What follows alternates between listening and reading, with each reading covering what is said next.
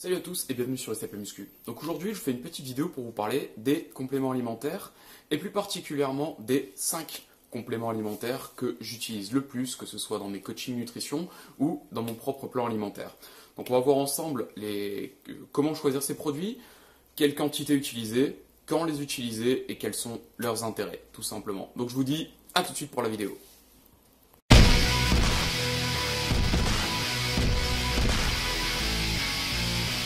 Ok les amis, donc le premier complément dont on va parler aujourd'hui, c'est les oméga 3. Donc les oméga 3, c'est quoi? C'est tout simplement donc ils sont en fait des acides gras issus d'huile de poisson et qui sont excellents, comme on va le voir, pour tout un tas de choses, y compris la croissance musculaire. Donc leur fonction première, tout simplement, ces oméga 3, ça va être d'assurer l'équilibre entre les oméga 3 et les oméga 6, qui sont deux acides gras différents, donc qui ont un rôle quasiment opposé dans notre organisme. Et ce qu'il faut savoir, c'est que généralement dans une alimentation occidentale, on va consommer parfois jusqu'à 20 fois plus d'oméga 6 que d'oméga 3, ce qui crée un déséquilibre qui pose tout un tas de problèmes de santé et qui ralentit considérablement les progrès sportifs et musculaires que vous pourriez faire. Donc premier effet positif des oméga 3, ça va être une amélioration des fonctions cérébrales. Les oméga 3, ils ont pour rôle d'aider les différentes cellules de notre corps à se régénérer, et ça s'applique aussi aux cellules du cerveau. Raison pour laquelle, quand on supplémente en oméga 3, généralement on a une amélioration de ces fonctions cérébrales. Les études ont prouvé que quand on a des enfants qui ont un déficit en oméga 3, généralement ils ont souvent des problèmes d'attention.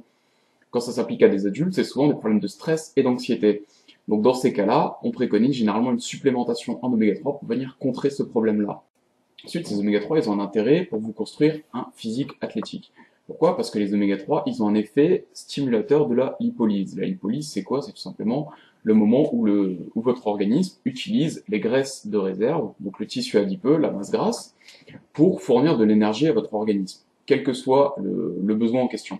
Donc en stimulant cette lipolyse, les oméga 3 vont vous aider à brûler plus de gras, tout simplement. Autre effet très important des oméga 3, c'est qu'ils améliorent la synthèse des protéines. Donc ça a beaucoup d'effets positifs, à savoir que ça va vous aider à construire de la masse musculaire dans un premier cas. Dans un second cas, ça va vous aider à prévenir le catabolisme, donc qui est la fonte des tissus, que ce soit les tissus gras ou les tissus musculaires, mais là en l'occurrence on parle du catabolisme musculaire, qui peut survenir parfois quand vous ne mangez pas suffisamment ou vous vous entraînez très dur. On passe parfois par des fenêtres de catabolisme, on y passe forcément, notre organisme le fait forcément, l'idée étant de limiter en fait la perte musculaire sur ces périodes-là. Et pour ça, on a les oméga 3 qui vont nous fournir une aide supplémentaire. Et en plus, avec ce même effet, donc sur la synthèse des protéines, vous améliorez votre récupération musculaire. Et pour finir, sur les effets positifs des oméga 3, un point positif et pas des moindres, c'est qu'ils ont un effet anti-inflammatoire. Donc ils vont à la fois vous permettre d'avoir des courbatures qui sont moins violentes, moins douloureuses après les entraînements, la courbature étant une inflammation due à une microdéchirure, donc vous ressentirez moins la douleur subie par ces courbatures. Qui plus est, c'est un bon moyen de venir prévenir toutes les tendinites et autres douleurs que vous pourriez avoir, d'une part en luttant contre l'inflammation inhérente à ce genre de problème, mais en plus, comme on l'a vu qu'elles ont une fonction sur la régénération des cellules, vous aidez aussi vos tissus, vos articulations, vos tendons à récupérer plus vite après l'entraînement, donc vous évitez en fait de créer la tendinite ou la douleur potentielle. Donc pour toutes ces raisons, les oméga 3 sont ce que je considère le complément alimentaire le plus efficace, le plus rentable pour un pratiquant de crossfit ou de musculation. Comme on l'a vu, donc il améliore les fonctions cérébrales, il a un effet anti-inflammatoire, il améliore la lipolyse, donc la combustion des graisses, et la synthèse des protéines qui a un effet donc sur notre récupération, notre progrès en termes de masse musculaire. Et là, on peut dire merci le saumon. Ensuite, pour ce qui est du dosage, alors sur le complément que je vous montre là, donc les oméga 3 haute puissance de chez Bulk Powders que j'utilise, je recommande au minimum 4 gélules par jour. La plupart du temps, je vais en recommander 6. Pourquoi? Parce que ça constitue un minimum de 1200 mg de PA et 800 mg de DHA. Donc c'est ce que je considère plus ou moins comme un minimum, parce que vous l'aurez compris, plus on va s'entraîner dur, plus on va s'entraîner longtemps, souvent, plus on va avoir besoin de ces oméga 3 pour soutenir tous les efforts qu'on fait. C'est encore plus vrai avec un mode de vie stressant. Donc, à titre personnel, je préfère en mettre un petit peu plus au vu du nombre d'effets positifs que ça peut avoir et du fait qu'il y a extrêmement peu d'effets négatifs avec les oméga 3. Donc voilà, minimum 4 gélules sur ce produit-là. Si vous choisissez une autre marque, il faut que ça corresponde à un minimum de 1200 mg pour 800 mg. Ok, donc ensuite on va parler des BCAA. Donc les BCAA qui sont des acides aminés, le diminutif BCAA qui signifie Branched Chain Amino Acid, donc acide aminé à chaîne branchée, donc qui sont constitués en fait de trois acides aminés essentiels, donc qui sont la leucine, l'isoleucine et la valine. Donc ces trois oméga 3, comme on l'a dit, ils sont essentiels, donc on en a besoin parce que le corps n'est pas capable de les synthétiser, donc il faut absolument qu'ils soient apportés par notre alimentation. Et ils ont un impact qui est assez énorme en fait sur la récupération musculaire et les performances musculaires. Donc les BCAA vont avoir une influence sur trois choses: l'anabolisme, la synthèse protéique et les niveaux d'énergie à l'entraînement. Les BCAA étant un carburant majeur de la construction musculaire, au moment où vous allez en prendre, surtout si c'est autour de l'entraînement, vous allez améliorer la réponse sur le plan hormonal à cet entraînement, ce qui va vous aider à construire de la masse musculaire, ou si vous faites un régime ou un entraînement très long, à limiter la destruction de tissus musculaires déjà présents. Ensuite, pour ce qui est de la synthèse protéique, on en a déjà parlé un petit peu plus haut, les BCAA vont nous permettre de mieux synthétiser ou resynthétiser des protéines dont on va avoir besoin toujours pour construire du tissu musculaire, et vont en plus nous fournir une certaine énergie à l'entraînement, parce qu'au moment où notre organisme aura besoin d'acides aminés pour soutenir l'effort et resynthétiser de l'ATP pour vous fournir de la force, plutôt que d'avoir à chercher ça dans les tissus musculaires, il va pouvoir aller le récupérer dans les BCAA que vous venez d'ingérer, tout simplement. Ensuite, pour ce qui est du dosage, alors deux choses. Premièrement, certaines personnes ont tendance à vouloir préférer des compléments en BCAA qui sont plus riches en leucine qu'en valine et en isoleucine.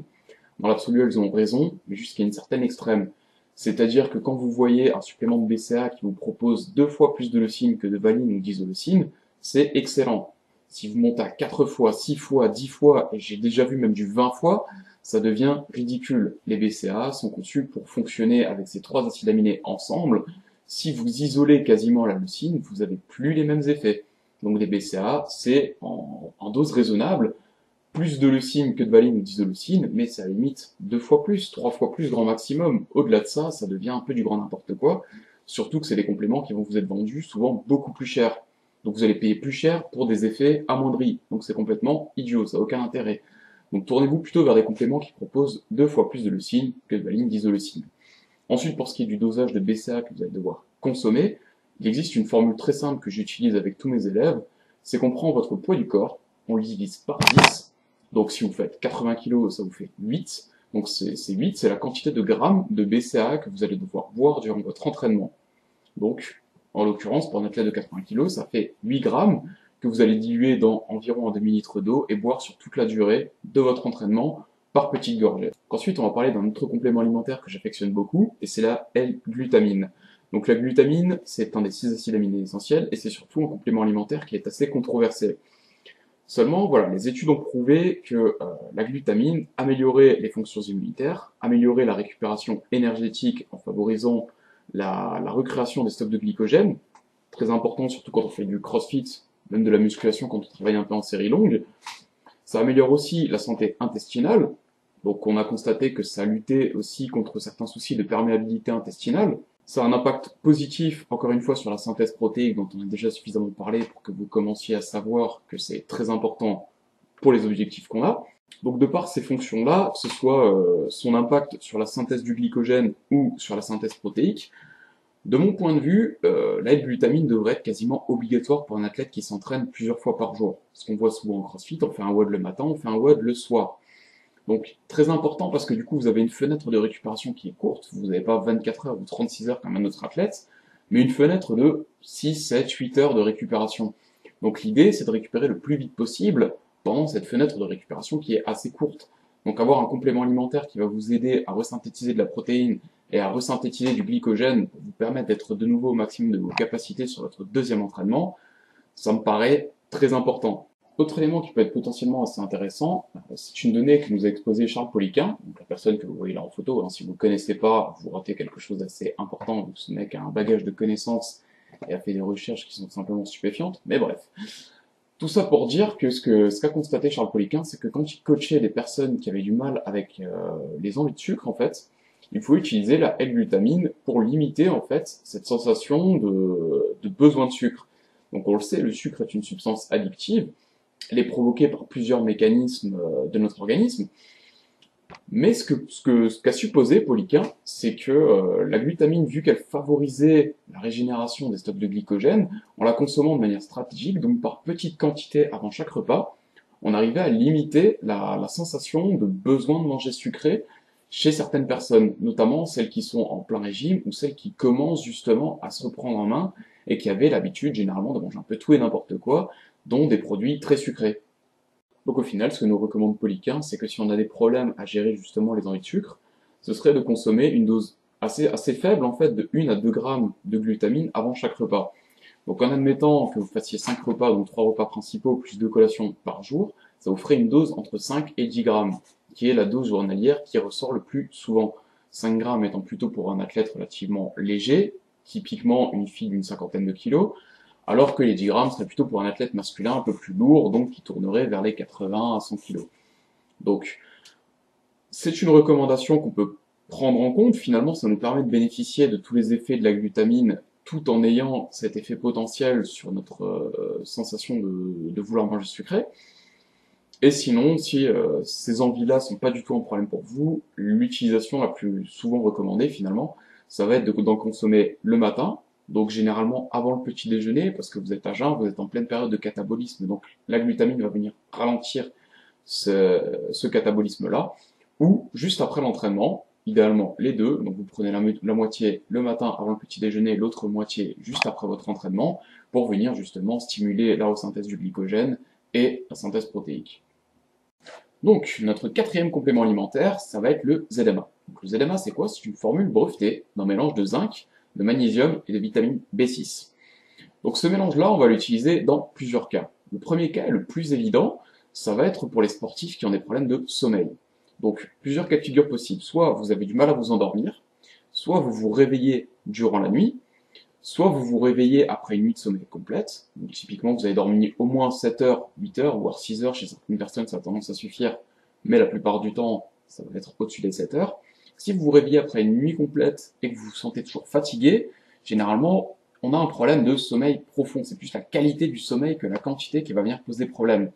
Donc, quand c'est la qualité du sommeil qui va poser problème, on utilise souvent un complément de ZMA. Autre évidence dans l'utilisation du ZMA, c'est si vous êtes tout simplement carencé soit en zinc, soit en magnésium, soit en vitamine B6 qui est quand même beaucoup plus rare. Très souvent, c'est le magnésium qui va venir poser problème. La supplémentation en ZMA va venir de toute façon effacer ce problème. Avec une bonne supplémentation en ZMA, vous n'avez pas vraiment de manque de magnésium à craindre. Autre élément pour lequel on a tendance à suggérer le ZMA, c'est assez complexe parce que finalement le ZMA, en venant combler les carences potentielles en magnésium ou en zinc, va améliorer le fonctionnement hormonal d'un individu. Donc, par extension, on va avoir toute une amélioration du système de l'anabolisme.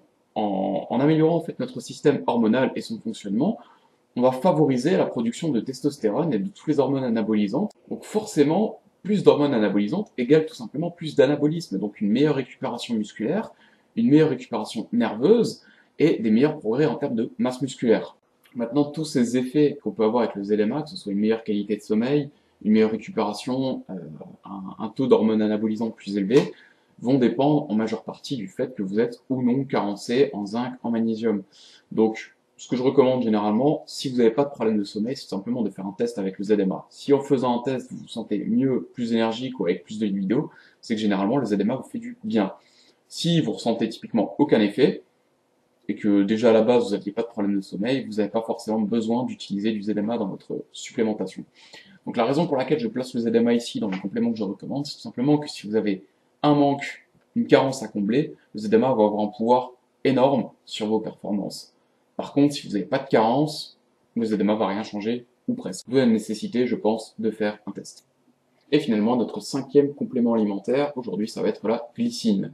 Donc la glycine qui est encore une fois un acide aminé non essentiel, et non, je suis pas en train de vous parler de la plante qui porte le même nom, mais bien de cet acide aminé, donc, qui a plusieurs fonctions, et sa fonction principale en tant que complément alimentaire, la raison principale pour laquelle on va l'utiliser, c'est tout simplement que la glycine a un rôle fondamental dans la synthèse du collagène. Donc ce collagène qui est quand même un composant majeur de beaucoup de nos tissus, de toute notre structure articulaire, dès lors qu'on fait un sport comme le crossfit qui est quand même très traumatisant pour le système articulaire, la glycine peut être un plus très intéressant pour venir améliorer la synthèse du collagène et donc la récupération de ces articulations. Ce qui va nous permettre d'une part de mieux récupérer et d'autre part de limiter aussi considérablement le risque de blessure, tant à court terme qu'à long terme, voire à très long terme. Donc concrètement, on va généralement consommer une dose, encore une fois, de 5 à 10 grammes par jour, généralement consommée le soir, puisque la glycine a prouvé dans certaines études qu'elle pouvait améliorer la qualité du sommeil. Donc on a tendance à la prendre le soir, vu que c'est à peu près le seul facteur qui pourrait influencer le timing de la consommation de votre glycine. Donc finalement, 5 à 10 grammes le soir pour tout simplement pour protéger en fait vos articulations, vos tendons, vos tissus. Donc voilà pour la petite question des compléments alimentaires que je chéris le plus. Donc, pour ceux qui pourraient se demander pourquoi je ne parle pas de la créatine, déjà dans un premier temps, au-delà du fait qu'on a constaté qu'elle apporte quand même un tas d'effets bénéfiques, ce que les études ont tendance à oublier de nous dire, c'est que tout le monde ne l'assimile pas de la même manière. En tout cas, sous la forme de compléments alimentaires, tout le monde ne l'assimile pas de la même manière. Et j'ai constaté à titre personnel que finalement les personnes qui assimilaient bien les compléments de créatine sont extrêmement rares. Donc au final, ça reste quand même un complément qui est relativement cher. Qui plus est, la seule variante qui a été testée réellement, c'est la créatine monohydrate. Donc déjà, il faut aller chercher de la créatine monohydrate. Pour qu'elle soit de qualité, il faut aller chercher de la créatine monohydrate créa pure, ce qui la rend déjà un peu plus rare et donc un peu plus chère. Tout ça pour que potentiellement elle ne nous apporte absolument rien du tout. Bon, ça complique quand même un petit peu la chose.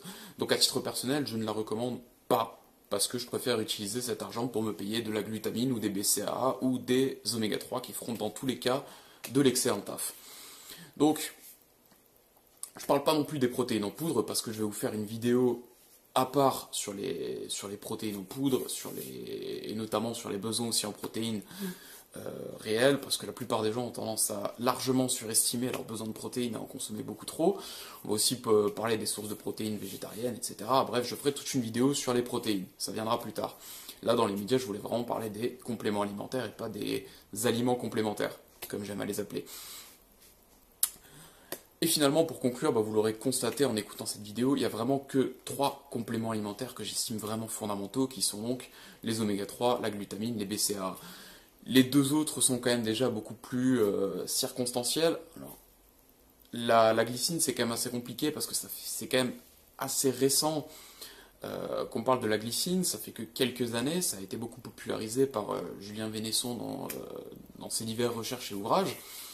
Donc, à première vue, ça va être un complément extrêmement intéressant, d'autant qu'aujourd'hui on est sûr de son impact sur la santé des articulations, des tissus, de la peau. On doute un petit peu plus de son intérêt sur la performance sportive et la récupération, la qualité du sommeil, etc. C'est un complément qui est tout neuf, donc on a encore besoin de le tester pendant quelques années pour être certain de ses effets. Maintenant, malgré tout, rien que par son potentiel à prévenir certains problèmes comme l'arthrose, je pense que c'est quand même un complément qui va être très consommé dans les années à venir. Dans l'immédiat, c'est quelque chose de très jeune, donc à tester dans un premier temps, à tester sur une cure de 3-4 mois pour voir si ça vous apporte un réel mieux. Maintenant, c'est un peu comme d'autres compléments, comme la glucosamine, c'est quelque chose qui va impacter plutôt votre récupération sur le long terme, en vous évitant en fait de vous blesser, d'avoir mal aux articulations, aux tendons. Sur du court terme, je ne pense pas que ça aura un impact monumental. Sur le long terme, par contre, ça devrait vous apporter quelque chose. Et d'ici là, on en saura un peu plus avec les études qui risquent de sortir d'ici là. Bref.